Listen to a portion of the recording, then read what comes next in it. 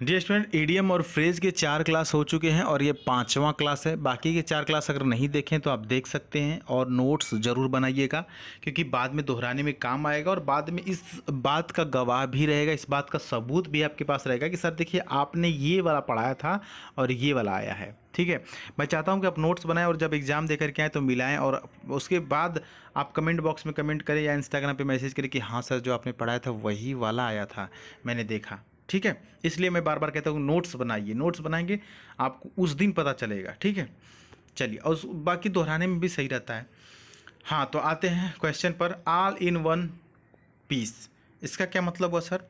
देखिए, इसका मतलब होता है विदाउट डैमेज।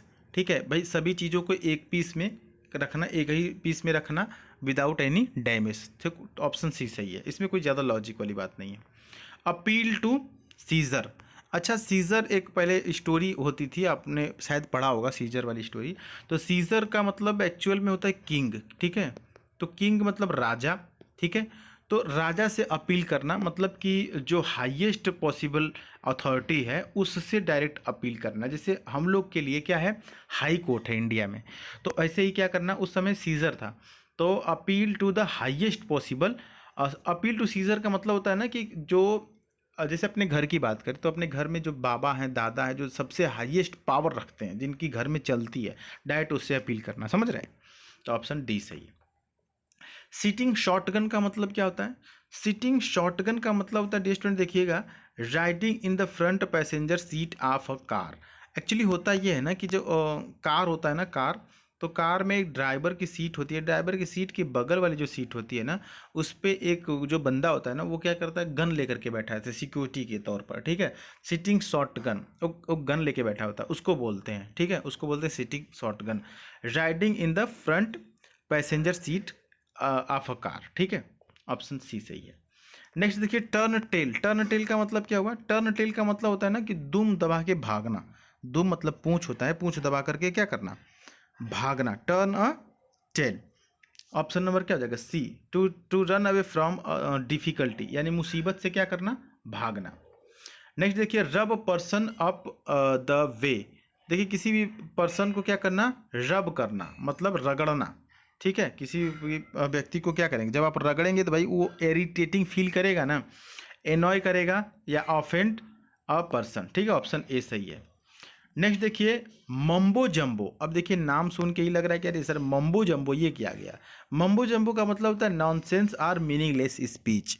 मतलब कि मीनिंगलेस एकदम, मतलब कोई मतलब ही नहीं है, मतलब क्या नॉनसेंस बात कर रहे हो, क्या मीनिंगलेस बात कर रहे हैं भाई। अगर हम आपसे कहें मम्बो जम्बो, आप मम्बो जम्बो मतलब क्या समझेंगे? कुछ नहीं, मतलब कि आप नॉनसेंस बात कर रहे हैं, कोई नॉनसेंस बात करे या कुछ भी ऐसा बात करे जो मीनिंगलेस हो, जिसका कोई मतलब ना निकले, तो उसको बोल सकते हैं कि यार मॉम्बो जॉम्बो, डोंट टॉकिंग मॉम्बो जॉम्बो, मतलब कि मीनिंगलेस बात मत करो।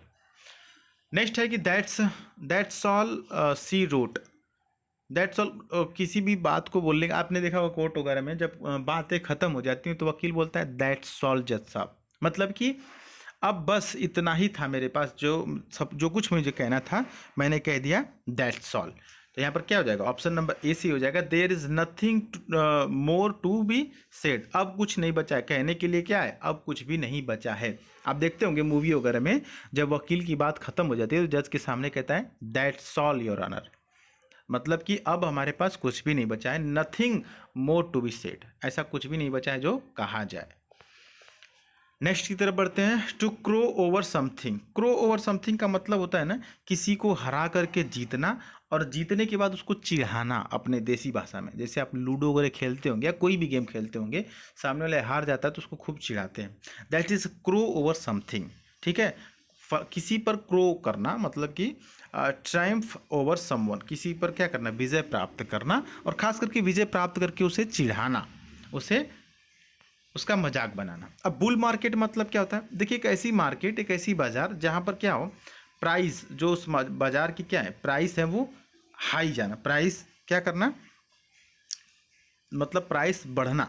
अब market where prices are rising, जहाँ हमेशा दाम बढ़ते रहते हैं, उसको बुल मार्केट कहते हैं। ठीक है, नेक्स्ट देखिए, टू शेक इन वंस शू। अब किसी के जूते में क्या है, जूता में वो क्या कर रहा है, शेक कर रहा है, मतलब काँप रहा है, जूते में ही क्या कर रहा है, वो काँप रहा है, यानी कि टू बी अफ्रेड मतलब डरा हुआ है। ठीक है, क्या हुआ है, नर्वस है, डरा हुआ है। क्लियर। तो डियर स्टूडेंट, यहाँ पर हमने क्या किया, आपको 10 इडियम्स बताया। कोई भी डाउट हो किसी भी इडियम्स में तो पूछ सकते हैं। इस चैनल पर तो जरूर सब्सक्राइब करिएगा और जो नोट्स आपने बनाया है उसको दोहराते रहिए। ठीक है, बाकी कोई डाउट हो तो हम आपके साथ तो बने ही हैं। मिलेंगे नेक्स्ट वीडियो में, डरिएगा मत। ठीक है, मिलते हैं फिर नेक्स्ट वीडियो में। जय हिंद, वंदे मातरम।